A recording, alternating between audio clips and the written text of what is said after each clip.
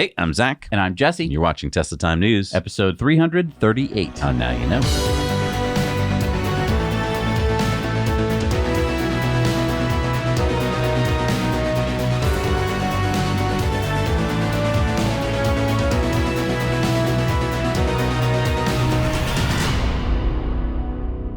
What are you doing? Are we starting the show?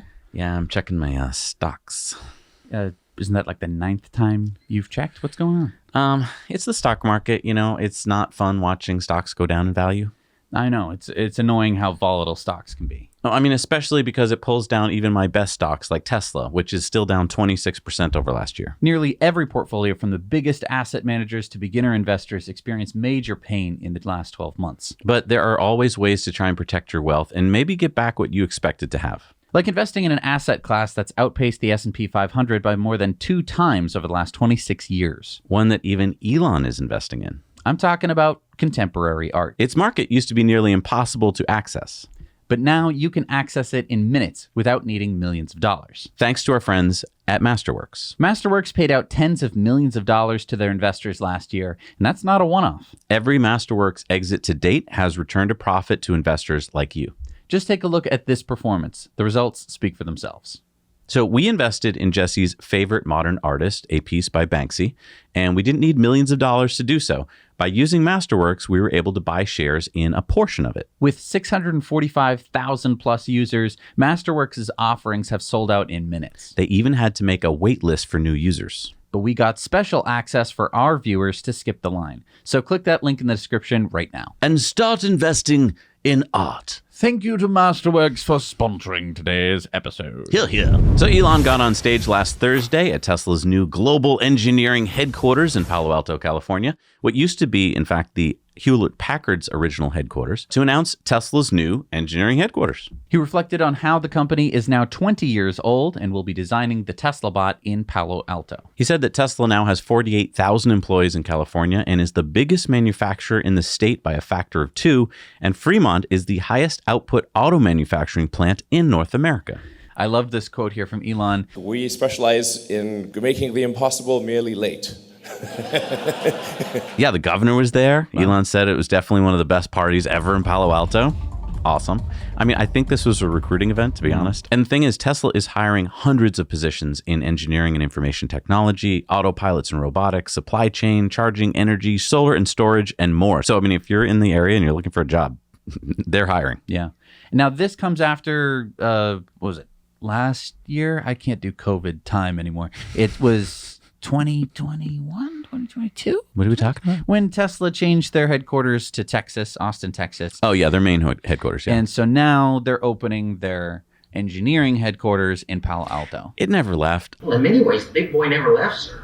He's always offered the same high-quality meals at competitive prices. To be honest, yeah. I think they're just making it official. And I think it's a good political move by Elon because now it's like you can't really be mad at him. You're like, oh, so you left for Texas? Oh, no, wait, you're here. I think that sort of makes everybody happy, even though nothing really changed other than them making a gigafactory in Austin. Exactly. On February 23rd, Tesla's patent for ultra-hard cold-worked steel alloy was published.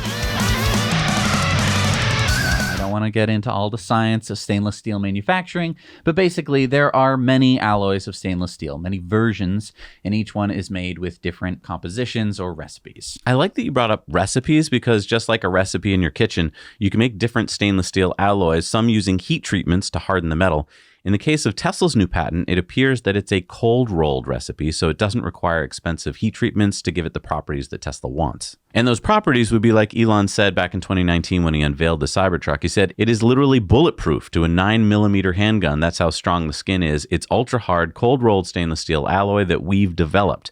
We're going to be using the same alloy in the Starship rocket and in the Cybertruck. Yeah, so Tesla's going for durable, dent and scratch resistant, and of course, corrosion resistant. And again, this is one of Tesla's strengths, and it's all because of their close ties to SpaceX. They have some of the best material science engineers in the world. So as they develop an alloy for, say, Starship, they can also use it for parts to make automobiles. In this case, you may be asking, why not just use an alloy of stainless steel that's already been invented? My guess is that Tesla was able to reduce the amount of expensive components like nickel and cobalt, and by cold working it instead of having to heat it, they've probably brought the cost way down. Now, we don't know for sure, but this may be produced by by Steel Dynamics at their 1.2 million square foot plant in Sinton, Texas, which is like, I think it's like a 3-hour drive away from Giga Texas. But I just want to put this into perspective. Is this like they've developed some brand new metal? No, it's basically a 300 series stainless steel, and they've made their own little version of it. And yeah, I mean, when I was younger, I thought stainless steel was a thing that was like, it was that you could mine or something. Yeah, like I just got a clump of stainless steel, but no, because it's manufactured, you can make it in many different. Like your tableware is different than like nails. You know, they're all different depending on what you want it to be. So Ross Gerber, the financial advisor and wealth management firm Gerber Kawasaki owner, has decided to withdraw from running for a seat on Tesla's board of directors. In a tweet last week, he said, "After careful consideration, I've decided to withdraw my nomination for the Tesla board. As a friendly activist, I feel that shareholders have been heard. Looking forward to what Tesla has to show us next week." Now, Gerber should be meeting with Tesla this week to discuss some of Gerber's concerns, like succession planning and brand governance. And don't forget, Tesla needing a press department. Gerber said in his tweet replies that he'd like to spend more time with his family. And we had an interesting Patreon poll result a couple weeks ago when we reported on Gerber running for the seat. And I think about 70% of our patrons weren't that excited to see him join the board. And who knows, maybe that had something to do with it. Maybe Gerber floated the idea and saw that Tesla shareholders just didn't seem that excited about his candidacy. Yeah, I mean, it was going to be a long shot anyway, and Elon didn't immediately tweet out his support or anything like that, so it was probably an uphill battle for Ross. My guess is that Ross sensed which way the wind was blowing and was happy to have some of his concerns heard out by Tesla's board. And I mean, good for him. That's how you get your voice heard. You stick your neck out, you run for things, you don't always win, but you miss 100% of the shots you don't take. And so I don't think we should see this as some kind of bad thing. I think it was good that he got his concerns out there. He's a stockholder. And look, I'm worried about succession plans for Tesla too. You can't rely a whole company on one guy forever. You know? I don't really want a Tim Cook of Tesla. No, I do not either. That wouldn't be great. Exactly. So let's find that person now, or a team of people. Really exciting news. 2 more Tesla Supercharger locations have had Magic Dock sightings in recent days. Yeah. First to Scotts Valley, California at 230 Mountain Herman Road, just about 45 minutes south of Fremont, where 2 Tesla engineers driving in a Model Y were seen installing Magic Docks on Superchargers there. The engineers seemed to have everything they needed in their Model Y, and it seemed to have only taken about 2 hours to change out all of the Tesla connectors there. Yeah, and our own viewer, Jason, saw these updated Superchargers with the Magic Dock in Scotts Valley. He said that all 12 have been updated with it, and he's got pictures here. These are exclusive to our show. Thank you so much, Jason. And so you can see here with this picture, with the charging handle removed, that instead of it just sort of being a hole that you stick the charging cable into, that is actually the CCS adapter that is being, you're literally plugging it back into the CCS adapter when you're done charging. Cool. So they didn't have to change out the cable or anything. That's like they did in Europe. Right. I mean, I think that basically all they did was they took a Magic Dock. I think they had to do is just run some power to probably a little a servo motor actuator that's going to unlock the CCS adapter when it's time to swap it out. And the cool part is they either pre-planned for this and had the wiring in there, or at least they could go grab that low voltage wiring that they needed, which is cool. Then to Verona, New York, where the sign reads, "Scan for instructions to charge a non-Tesla." And they appear to be testing it on a Rivian R1T. Now, again, all 12 stalls in Verona were turned into Magic Docks. I think this is important. I think if we had seen the first couple Tesla Supercharger locations only getting, say, half of them as Magic Docks, that would have told us something. I think the fact that they're doing all of them means that that's what they're going to do. And I think that's really smart, because you can always turn certain stalls off, but you couldn't have turned them on to Magic Docks if they didn't have them. So that would have meant that Tesla owners could have iced Magic Docks for non-Teslas, if you get what I mean. Let's just speak about icing for a second. Did you see the picture of the Rivian R1T blocking 3 stalls? 3 stalls! Well, right, because it can't just pull straight in, I guess. The charger's on the front left, and I guess it's too far. Yeah, so... Is it, though? I mean, it seems like if you pulled really close, you should reach. Maybe it doesn't. I don't know.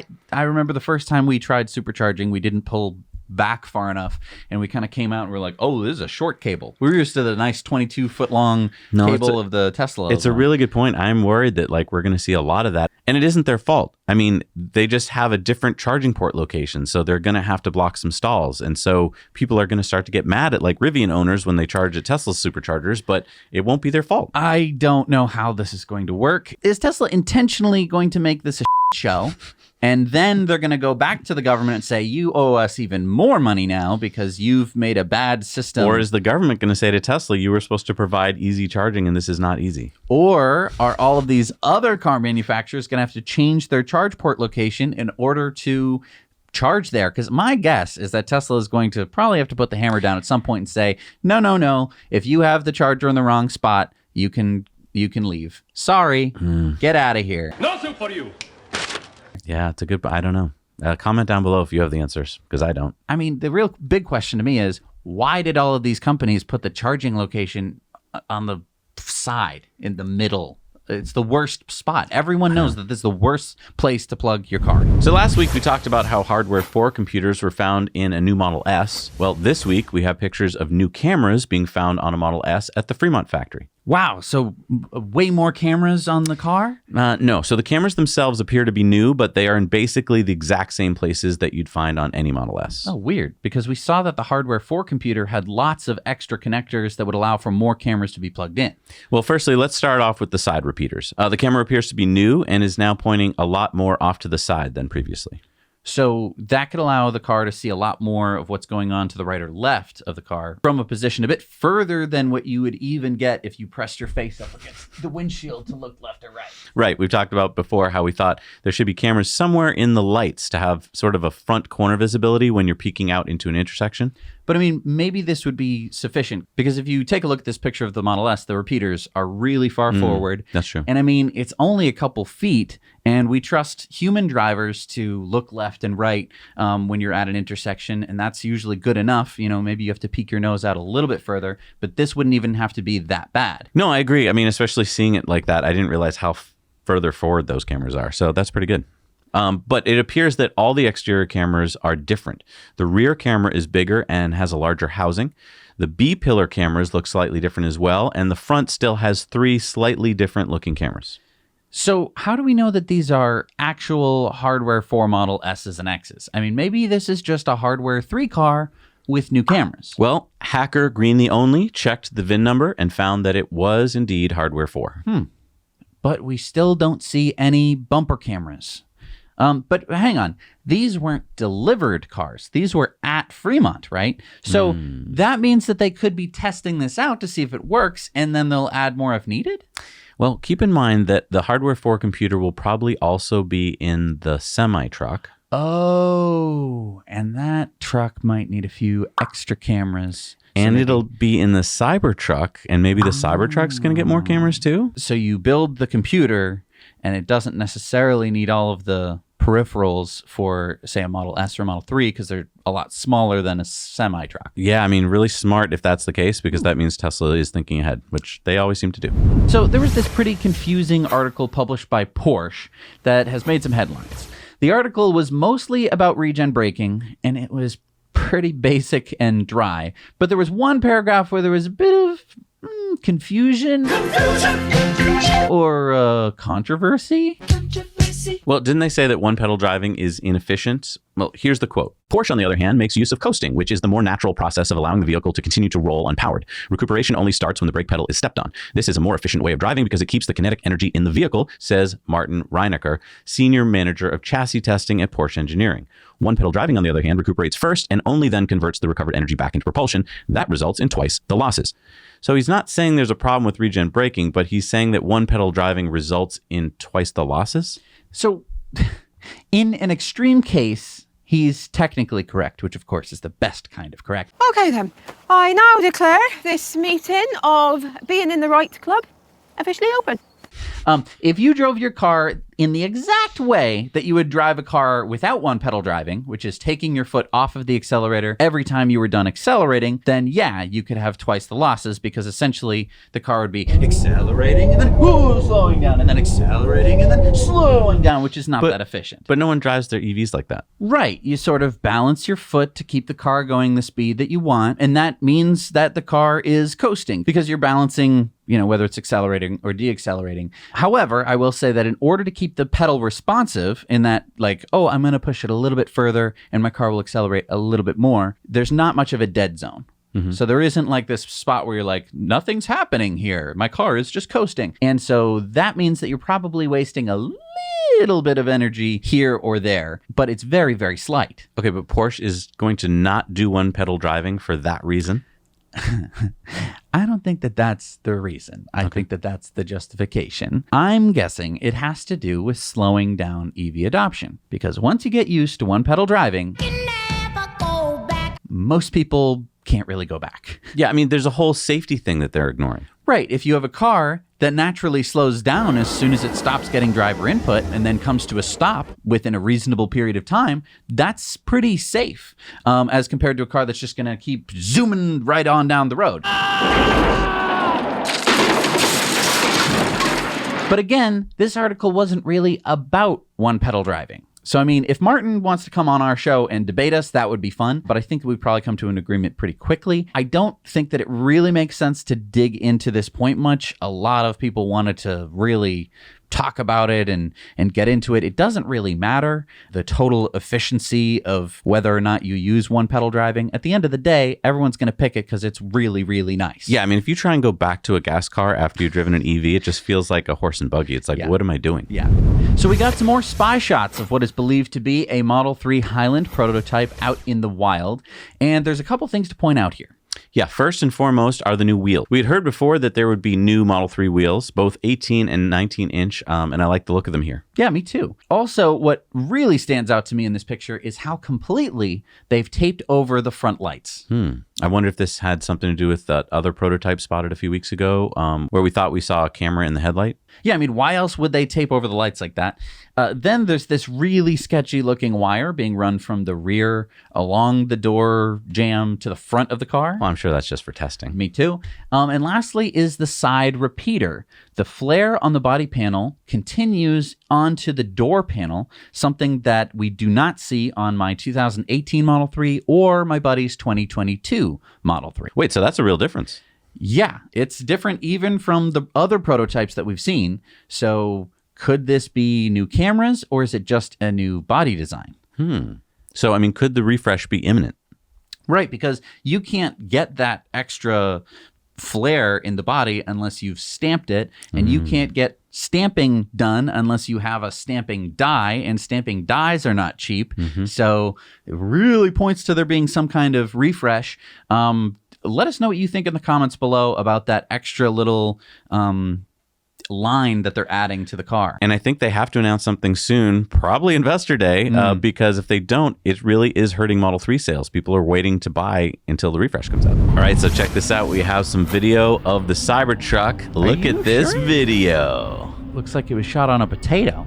I can see the pixels. Okay, hang on. Let's go to this second video. This is over on our friends Cybertruck Owners Club website, and look at this. Oh, no, that's better. We do the lights. We're the lighting guys.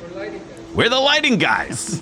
Guys. We actually found out later that this was for the California engineering announcement, and I think the lighting guys did a pretty good job. Okay, but I want to talk about the suspension here. It looks like it's in high off-road mode. Those are 35-inch or 37-plus inch wheels by comparison. So according to Tesla's website, Cybertruck will be able to, quote, raise and lower suspension 4 inches in either direction. Now, that looks to be more than 4 inches, but our Rivian R1T has 6.5 inches of vertical travel, from 7.9 inches to 14.4 inches of clearance. That would mean Cybertruck would have at least 8 inches of travel. Yeah, from the bottom to the top. And I don't know exactly what that clearance would be, but it's pretty high. Yeah, I mean, it looks to be something like, I don't know, 15 inches? Yeah. And then there's this other video of what appears to be a different Cybertruck driving around. And I say it's different because this one has darker wheels. Now, where's the windshield wiper? Ooh, yeah. On both of these, it's nowhere to be found. Could it be hidden beneath the bonnet, as Elon has said? Or is it just disconnected? Right. If you look at the walk around shot that the lighting guys got for us, you can kind of see where it looks like there should be something. And the bonnet looks a little bit raised, but obviously this is a prototype, so maybe that's just the way that it looks, and they pulled the windshield wiper off. And the tonneau cover, it's black. Yeah, so in this drone footage, we get to see it with a black tonneau cover. Do you think that that's going to be standard? I forget what it was going to look like. Well, you could have a solar tonneau cover at some point, right? So, I mean, solar's usually black, so...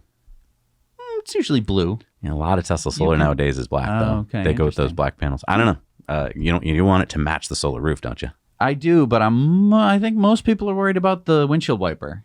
I mean, if that's what it looks like with it pulled off, that looks pretty good. But if it starts to rain, what are you just going to... Can only drive it in the desert. Whoa. Maybe you just speed up. Maybe you just go, oh, it's raining. Hang on. No, I think it'll come with a Rain-X, bottle, and you just go out there and keep it hydrophobic the whole time. Anyway, if you want to talk about what's going on with Cybertruck, head on over to Cybertruck Owners Club. There's where you're going to find all of this stuff and more. They're the first usually to have all these great videos. Go check them out. They help sponsor the show. Jesse and I are heading to Micromobility Europe this year in Amsterdam on June 8th and 9th. I'm really excited to get to go. I've never been to Amsterdam before. It's going to be so awesome to meet up with our fans and check out some awesome e-bikes, scooters, boards, and neighborhood electric vehicles. And look, if anyone would like to attend, you can check out our link below to save 20% off the price of admission. And they've just added a consumer expo on June 9th for the afternoon. The ticket prices are much lower, although I'm guessing it's going to be pretty crowded. Yeah, we can't wait to go and check it out. We hope to see you there, so make sure you click that link. So Jesse and I just reviewed what could be my new favorite e-bike, the Tenways CGO 800S.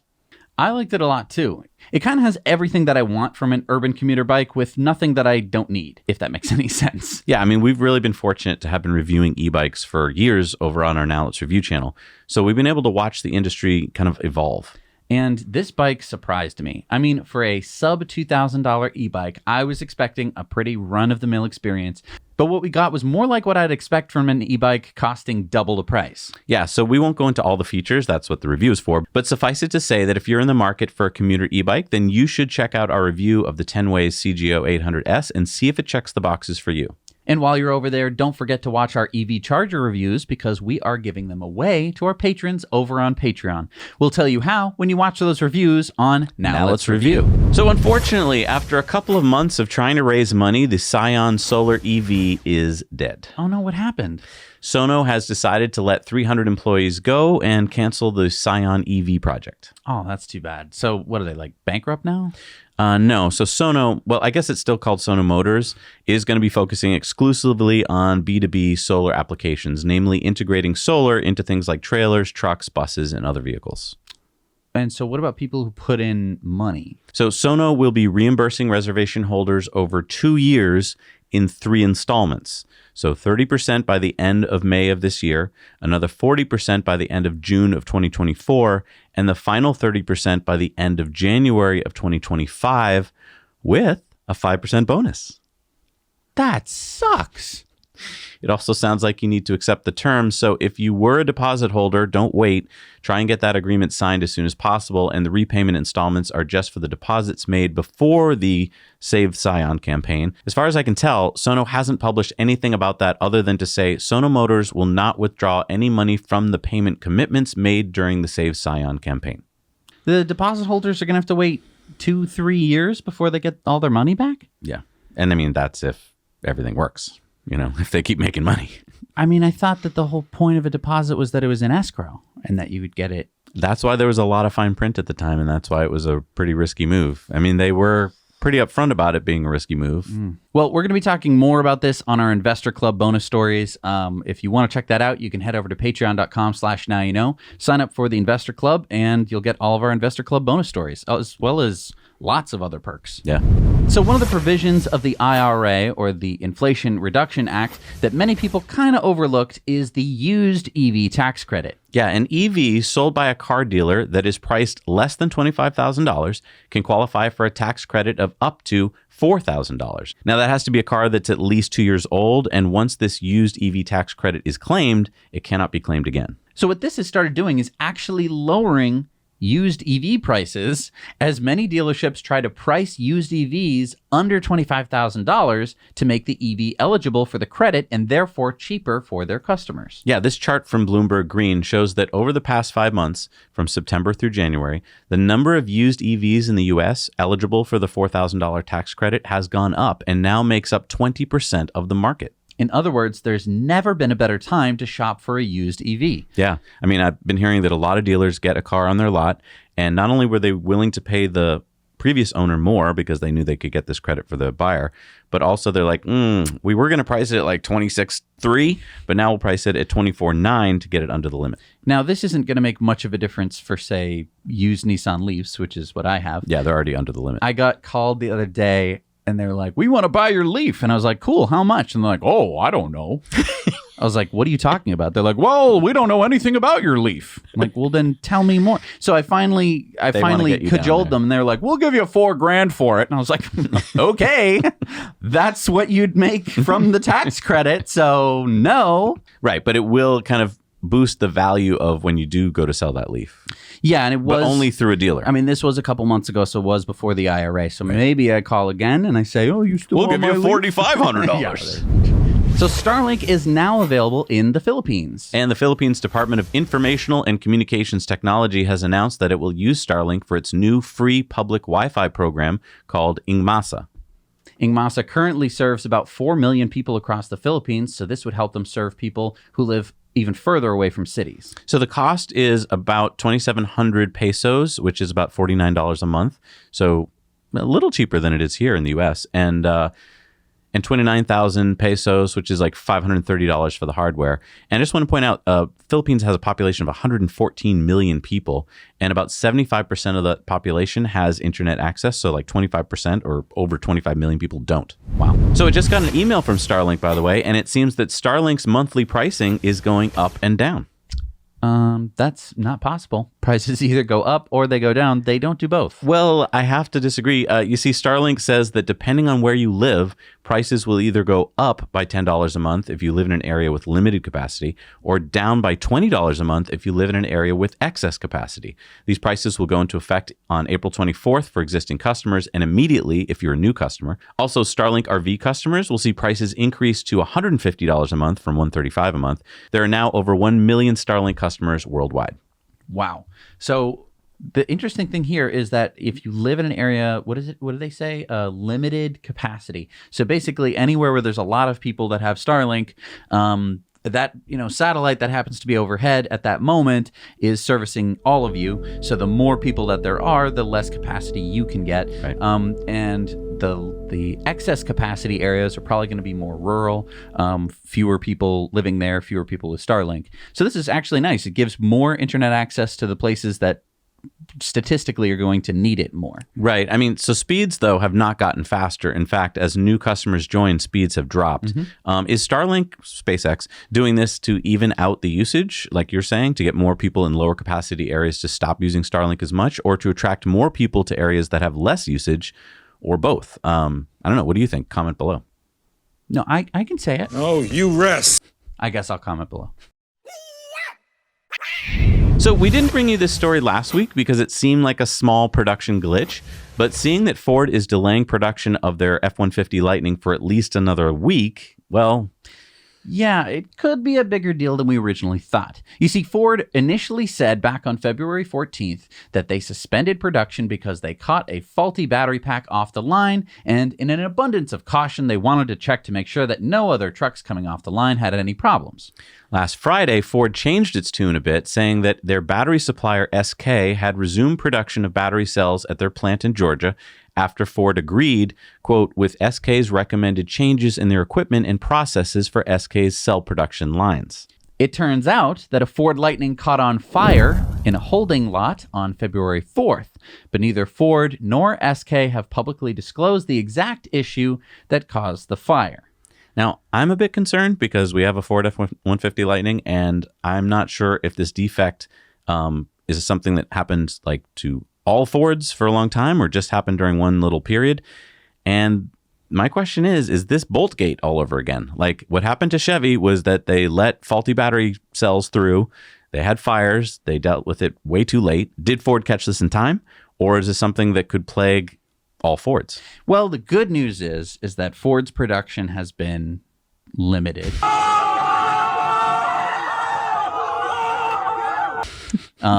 So if they did catch it now, that would only mean that, jerks like us who got their Lightnings early would have to worry about it. It's not the same thing as the Bolt, where the Bolt had been selling since 2016 and they only caught it in like 2019. And by that point, there was like over 100,000 bolts on the roads that could catch on fire. Now, there's no date yet on when Ford will resume production of the Lightning. Yeah. So that's probably the biggest. That's the biggest worry for me. I'm just surprised this isn't a bigger deal for Ford in the press. Like, I didn't see this anywhere but the real hardcore like EV press places. I don't think that the general public knows about this yet. Well, of course they don't know about it because it's about a truck that hardly anyone has had the opportunity to buy. And every time I have ever talked to anyone about the Ford, the first question people will ask is, so how much they overcharge you for that? Luckily, they didn't overcharge us for that, but lots of people have been overcharged for it. So it's like, that's the story, people talk about. But of course, if this becomes a Boltgate again, then I think it's going to be, so your truck catch on fire yet? Did your truck get hit by lightning? All right, class, how many of you participated in a Tesla factory tour? Raise your hands. Don't be shy. I see many of our German friends have not gotten to take a tour yet, but hopefully that's about to change soon. Yeah, Tesla just posted a job for Content and Programs Associate at GigaBerlin. Now, I know that catchy title doesn't sound like much, but in the job posting it says, this role will primarily focus on factory tours, interact with various stakeholders within and outside the company, and assist the work of the Contents and Programs team on site in Berlin. The Content and Programs Associate will be at the forefront of enabling, engaging, and informative factory tour experiences at Gigafactory Berlin. This includes, but is not limited to, leading tours, presenting compelling content to a broad audience, planning and executing events, and interacting with various stakeholders, both public and internal. This is a hands-on position that encompasses all aspects of a people-facing role with a particular affinity for storytelling and presentation. That's fun. Yeah. Now, I realize that many of you watching have never gone on a Tesla factory tour. Tesla, up until when Tesla stopped offering them in 2020 due to COVID, were allowing Tesla owners one tour per year for free. 4 guided tours were given daily, Monday through Friday. They lasted about an hour, and you got to ride on a tram throughout the factory and see the cars being built before your eyes. Zach and I were lucky enough to go on a tour a couple times, and I can't wait to tour GigaBerlin and Texas and Shanghai and Nevada and Fremont again. Elon did say back in summer of 2021 that Tesla would probably be restarting tours in a few months. That doesn't seem to have happened, but hopefully this GigaBerlin job posting is a good sign of tours opening back up. They were such a wonderful way to feel connected to Tesla, and the tour guides we had were awesome. Yeah, I mean, they were former factory employees, so they really knew what they were talking about, and they could answer lots of questions. And you get to just see how busy the factory was. You had to like stop the tour sometimes to just like let a whole bunch of parts through. And while Tesla is busy building new gigafactories around the world, patenting new metals for Cybertruck, and opening its global headquarters in Palo Alto, California, I thought it'd be a good idea to check in on VW and see what they're working on. Okay, so let me see here. Okay, got it. So what has VW been up to? Escape rooms.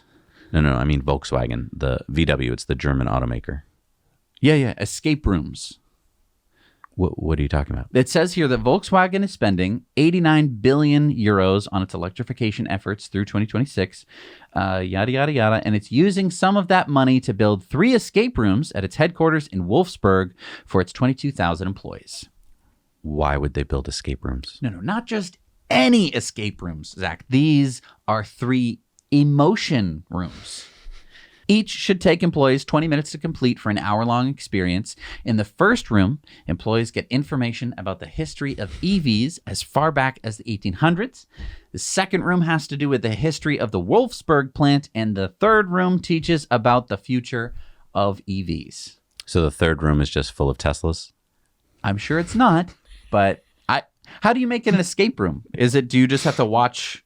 I'm guessing it's not Find fun. the charge port. Yeah, I doubt it's going to be like, okay, I found the number. You have to. It's the coordinates on the map. Who was the worst CEO we've ever had? Was it Herbert Diess? That's what VW would say. That's Right. not what you think. No, I'm saying that's what they would say. That's what they would say, yeah. VW employees will be split up into teams of 4 who will then have to use their wits and skills to find clues, crack codes, and solve puzzles and riddles to move on to the next room. Gunnar Killian, head of HR, says, this is one building block in the process of bringing the workers into the world of e-mobility. For many, it's a totally new thing that the combustion engine won't be there anymore, and we have to train people for a high-voltage environment.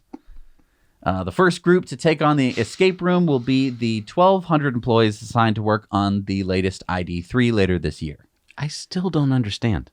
Well, VW is trying to help ease employee anxiety over job security as VW transitions from internal combustion engines into EVs, or maybe just bankruptcy. Wow. I mean, if this isn't proof that Tesla is going to crush Big Auto, I mean, while VW employees are trying to solve riddles in an escape room, Tesla engineers are solving real-world engineering problems every day. I know, but doesn't it sound fun? You know, you get Hans, I made it out of the room. It's a fun thing to do with your employees. Team building. Yeah. Synergy. Synergy. Come on. Yeah. So the Dutch Data Protection Agency has been investigating whether or not to fine Tesla for its Sentry Mode features. As DPA board member Katja Muir told Reuters, many Teslas parked on the street were often filming everyone who came near the vehicle, and these images were being saved for a very long time. If every car were to do that, we'd have a situation where no one could go anywhere in public without being watched. The DPA just ruled that they will not be fining Tesla because Tesla has made some changes to Sentry Mode through over-the-air updates, including now requiring consent from the vehicle owner to record and store footage locally and making the headlights flash to let pedestrians know that recording has begun. Look, I know this is a tough one for Europeans who have a high standard for privacy. Here in the US, whether you know it or not, citizens, if you're walking down the street, you can be filmed by anyone for pretty much any reason. Now, as the number of cameras skyrockets and more things are connected to the cloud, and as AI gets more powerful, yeah, it's going to become a bigger and bigger topic. Just a couple decades ago, if I took your picture walking down the street, I'd have to run to the photomat, wait for the film to be developed, then run to my local copy store, remember those, print out a couple hundred copies, which would cost me a lot of money, then run all over town stapling them to telephone poles if I wanted to share your picture. Now, I have just posted your picture online where the whole world can see it in seconds. yeah, so I get it. Most people don't think a car can take videos of you, but Tesla's using Sentry Mode can. And I just want to point out the benefits here. Sentry Mode has helped reduce vandalism and thefts, and the more people who know about this feature, I think, will help reduce crime even more. I mean, think about it. If would-be criminals know that Teslas may be filming them, they'll be less likely to do bad things around Teslas. Yeah, they'll wait till they're near a Chevy instead. All right, it's time for Into the Future, sponsored by Henson Shaving. And this week, again, I used my amazing Henson shaver. I really like them. Hasn't broken yet, huh? No, it is not going to break. It has, do you know there's tungsten in this? That is a tungsten thrust bearing. So when you tighten down, I can tighten down as hard as I can on this. It's made out of aluminum. And then I can back it off because the tungsten doesn't compress. That's so cool. So it doesn't get stuck. You're never going to be like, oh, I broke it because I was mad when I was tightening it down. Yeah. It's a fine piece of engineering that you can actually use every day if you want to. And you can save quite a bit of money. Instead of buying those cartridges, you can actually get 100 free blades if you use our code Now You Know. Make sure to put the 100 blades in your cart before you check out. Escape into the future. So Automobili Pininfarina just broke 2 world records with their fully electric Battista Hyper GT. So this is that Italian company that... No, it's a German company. Automobili. Munich-based company. Okay. They took their $2.5 million hypercar to India to test it. Why India? Well, it's a subsidiary of Mahindra. Automobili. Forget it. What did they break? What records did they break? Fastest quarter mile of a production vehicle and fastest half mile of a production vehicle. So how fast are we talking? Quarter mile in 8.55 seconds and half mile in 13.38 seconds. That's pretty fast. Now, would you call the Battista Hyper GT a production car since they only plan 150 of them to be ever made? Fast thing go fast, though. I mean, I'll say what I always say about electric hypercars. I hope that they sell 1 million times more posters of this car than the actual car, because I think it's really important to have people excited about electric. I mean, this is the fastest production car in the world, and that's awesome. And it's electric. Love it. And it's Italian. Oh, it's not. All right, it's time for Going Green. And speaking of Italian, didn't I hear about something about Teslas in Italy this week? No. Well, it looks like the city of Venice is going to get some Teslas. I mean, I didn't even know Venice had any roads. I mean, I've never seen any cars in Venice. No. Not Venice, Italy. Oh, Venice, California. That's cool. So we'll see them driving up and down the beach by all the bodybuilders and the tourists. No, I'm sorry. Venice, Florida. It's on the west coast of Florida between Tampa and Fort Myers. Oh, okay. So they're getting Teslas for like their police department. Yeah, 3 Tesla Model 3s. One is being tested for their police department to see if it can handle a 12-hour shift and how fast it charges. And it does seem like there's a supercharger right there in Venice, Florida. So you're all set, Venice. You should have called us first. We could have told you that. You're good. You don't have to test this. It's going to work. The other 2 are for other municipal uses, like the building department and the utility department. And I think this is an important story to share with your friends who might live in a town or might work for a municipality. People in government are usually a little bit conservative about pulling the trigger on new technologies until they see other towns do it. So they need to hear about these other towns that are doing it. That's why, like, we're doing a test to make sure that this car will work for 12 hours. They're trying to be, look, they don't want to get yelled at by their constituents. I made this in one of your pottery classes. It's terrible. But if you share these stories, they'll keep seeing, oh, okay, all these towns have done it, and they'll want to do it. And then eventually, when they finally pull the trigger, and then when their constituents come at them and they, you bought a Tesla, it's an $80,000 car, how dare you? Then go, wait, no, first of all. And also, Venice, Florida did it, so what are you getting so mad about? And I mean, look how much money we're going to save on fuel, maintenance, and these cars last a long time. They last like twice as long as the ICE vehicles, so it's a money saver. And plus, employees will show up early to get first dibs. Exactly. Debbie, why are you always here? It's so early. All right, it's time for Sunspots.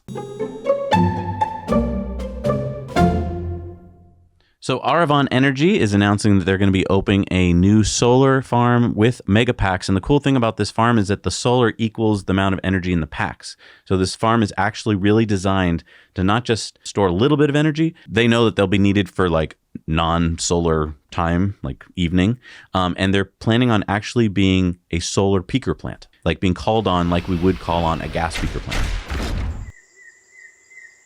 And so this means it's going to be able to give continuous power throughout the whole day. Yeah, let me get you the stats. So it's going to be in Holtzville, which is just north of the California-Mexico border, so down near San Diego. So San Diego residents, I think you'll be actually getting some of this power. It's going to have 137 megawatts of solar, that's thin film, and then 150 megawatts or 600 megawatt hours of batteries. Wow. So a lot of megapacks. This company is buying tons of megapacks from Tesla. All right, it's time for a video contributor stories. Remember, we need your stories. So shoot something 2 minutes or less. Tell us about something going on in your neck of the woods. It doesn't have to be groundbreaking, just interesting. Send it to hello@nowyouknowchannel.com. Make sure there's good audio with no music. And what I mean by good audio is if the wind is blowing, maybe put your hand in front of the microphone. All right, what do we got, Jess? Our patron Jonathan sent us this update about the Baker, California supercharger that supposedly exploded. Hey guys, I'm at the Supercharger at Baker, California. There was a story in the news that around Christmas Day there was a fire, and according to the headlines, this whole supercharger exploded, quote unquote, and burned down. Starting with the megapacks in the back of me, which look just fine to me. But they do still have these yellow caution tapes on the last row of chargers, which is meaning it's very full. Today is Sunday, January 8th, 2023. We're heading back from CES. I give this charger probably a 7 or 8 out of 10. There is a Dairy Queen and a Jersey Mike's sub place inside and bathrooms. And lots of stalls, but also very crowded. In the back there, we have some Dieselgate chargers. Might try those. Now you know. I love how he refers to the Dieselgate chargers down at the end. I really like that a lot. I love how even just days after the fire or whatever, there's still more superchargers up and running than the Dieselgate chargers. It's hilarious. All right, it's time for our Patreon bonus stories. And this week, we've got a lot of fun stuff. We're going to be doing some Investor Club bonus stories as well. And we've got stories about Subway. Yeah, I'm talking about the restaurant. You can see whether you're an NPC. And we're going to identify if something that's been in the news lately is a Tesla or not. So go check those out. You can become a patron for just $1 a month. You get to see all of our Patreon bonus stories. So go check it out. See what you think.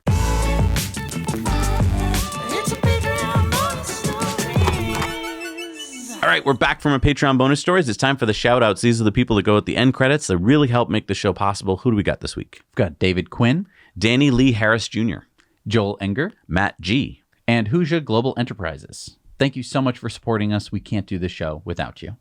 So we ran a Patreon poll this week saying, does Ford have a Bolt-like battery cell problem on its hands?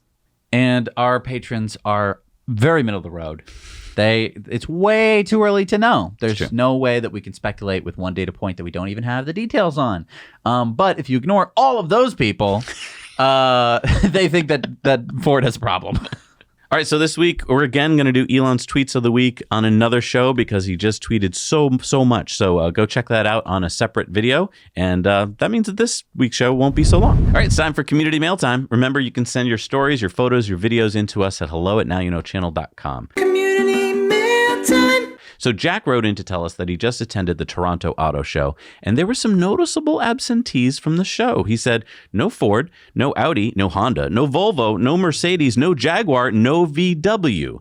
Could hardly get near the 4 Teslas on display. New full EVs and hybrids all over the place. Times they are a-changin', I mean a-chargin'. Thank you, Jack. One of our editors from Mies shot these videos of the Tesla semi-truck at the Tesla owners Silicon Valley event at the 98-stall supercharger in Harris Ranch. Great job, Rumiz. Not only a great editor, but I mean, getting the camera like in all those spots. I know. Like, weren't afraid to show us what's going on. Thank you so much. Our viewer Odin sent us this email after watching our Rivian Bricked in depth. He said, what I did to avoid this issue with my EV, Tesla Model S, and the 12-volt battery is to mount an externally accessible power charge cord and then connect it to the 12-volt, routing the cable to the front of the car by the radiator. So if it dies, I can connect the charger to at least get into the car without too much work. Sounds like something EV makers should do. Sounds like something Rivian should have thought of. Yeah. For an adventure truck. Hans and Naz spotted this Model 3 in the Cayman Islands.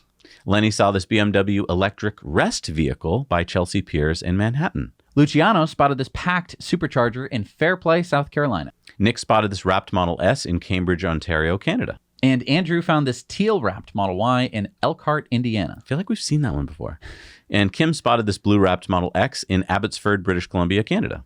And Giles found this VW ID Buzz in Barcelona, Spain. Nice job, guys. I love getting just pictures and stuff from all over the world. Makes this community feel like fun. And you know what else I love about this community is Supercharger reviews. Let's check them out. Hi, Zach and Jesse. I'm Mike, and this is my Y outside of Denison, Texas, about 75 miles north of Dallas.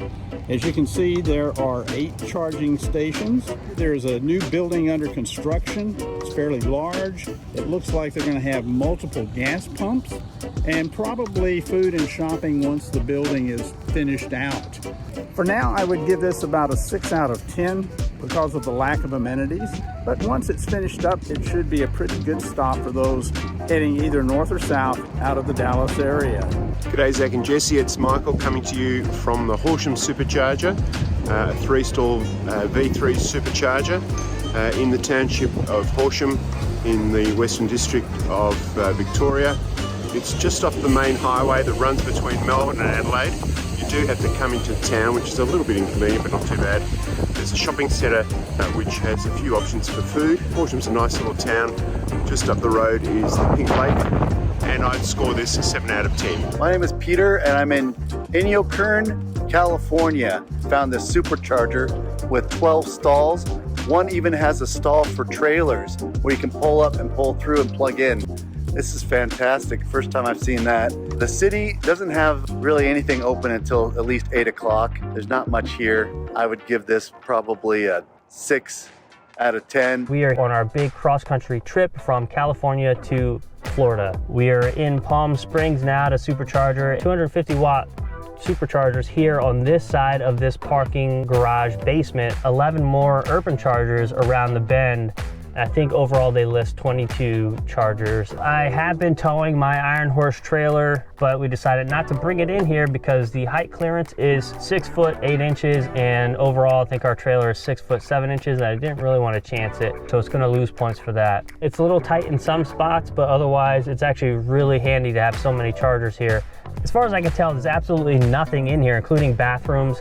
There's absolutely no food that's really nearby. You're gonna have to take a hike a couple blocks down into the town. You're gonna find some amenities, of which there are plenty. So if you're towing, I'll give this location a 3 out of 10. The regular Tesla, I'll give this a 5 out of 10 because there's so many stalls, but there's absolutely nothing around here other than maybe trash cans. So now you know. Thank you so much for doing Supercharger reviews. We have a map on our website, nowyouknowchannel.com, where you can check out all the Supercharger reviews that have ever been done, and they're on a map so you know where they are. Yeah, so I mean, people do send them to us all the time on email, like here's it is, but just go on the website instead because that's where we store them so that everyone can see them immediately. All right, what do we got for new Superchargers out in the world, Jess? Got number 53 in North Carolina is the 8-stall in Mebane, North Carolina. Number 106 in the UK is the 12-stall in Carmarthen, UK. Number 339 in California is the 16 stall in Chula Vista Showroom Place, California. Number 35 in Arizona is the 24 stall in Flagstaff on Highway 89. Number 1,587 in China is the 3 stall at Kunming at the Suncheng Shopping Center in China. Number 41 in Washington, number 1674 in the USA is the 12 stall in Everett, Washington. And number 28 in Mexico and 4,774 in the world is the 4 stall in Valle de Bravo, Mexico. Do you remember when Mexico had none? It was just like, it seems like just yesterday. I know. And then it had 1, and now it has 28. That's great. Well, thank you so much for watching till the end of the show. We still have a lot of work to do, actually. We have to go do Patreon bonus stories, Investor Club bonus stories, disruptive investing stories. Don't forget, we have another channel called Disruptive Investing where you can check out lots of cool interviews with a lot of cool people and companies. In fact, we're going to be going to Austin, Texas soon to interview a company, so stay tuned for that. We have to do Tweets of the Week. We got to do Tweets of the Week. I mean, yeah, so we're not even done yet, but thank you so much. I mean, especially these people here, our patrons who support us. We cannot do this show. I know you've heard me say it before, but it's absolutely true. If these people weren't running by right here, showing their support, the show would have ended a long time ago. So please consider supporting us. That's what keeps independent news coming to you. And independent news, let me just tell you, nowadays, more important than ever, because just look at the mainstream press. What kind of crap are you getting over there about EVs, especially, and sustainability? You're getting all the wrong messaging. You're getting greenwashing stories. You're getting things that you don't even know if you can trust. Jesse and I have been doing this for years. We know how to read a press release. We know how to reach out to companies and find out what they're really doing. So support what we do. You're going to get really good information. Thank you so much for watching. Now you know.